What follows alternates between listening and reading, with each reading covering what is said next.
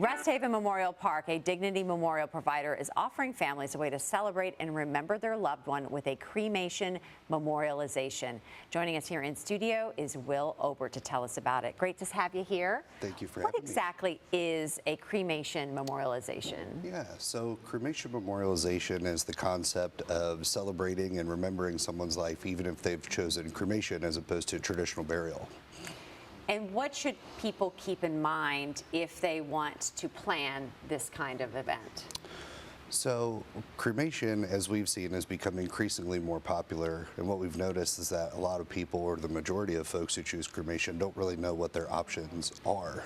You know, it doesn't have to stop at, when I pass, you pick me up, cremation takes place, Right. take me home, throw me into the cupboard kind of thing. Yeah. You know, you can still have those very meaningful, personal, and carefully thought out professional services, just as you would for a traditional burial. Is it possible to do a pre-planning of something like this just in the same way that you would plan one of those traditional burials? It is, absolutely. In fact, it's something that's really encouraged. You know, one of the biggest things and biggest gifts that you can give to your family is taking that initiative and making those decisions for yourself, as opposed to them having to make those really difficult decisions on your behalf on one of the worst days that they'll ever experience. And I think people sometimes don't do it because it's such a daunting idea. Correct. But I mean, it could save the family a lot of sorrow on that particular day. If you're going to do something like that, what do you need to bring with you? Or what is that like, and to anticipate how long that takes?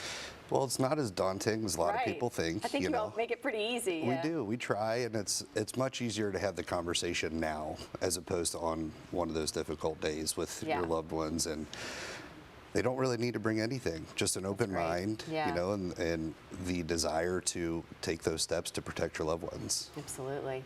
Are there popular routes that people are taking when it comes to these memorializations that you're seeing more and more? There are. What's beautiful about it is there's no right way or wrong way to celebrate a life. So it's really just up to you and what your personal preferences are. And what added things can you add to that memorial service? Really just about anything. Flowers, music. It doesn't have to be at the funeral home, doesn't have to be at church. You know, it could go to a park, or we could look at an event space. And there's a lot of things that you could do in the cemetery as well. That changes the whole feel of it when you can do it wherever you want to. But thank you for coming in and telling us more. To get started, just head to dignitymemorial.com/details.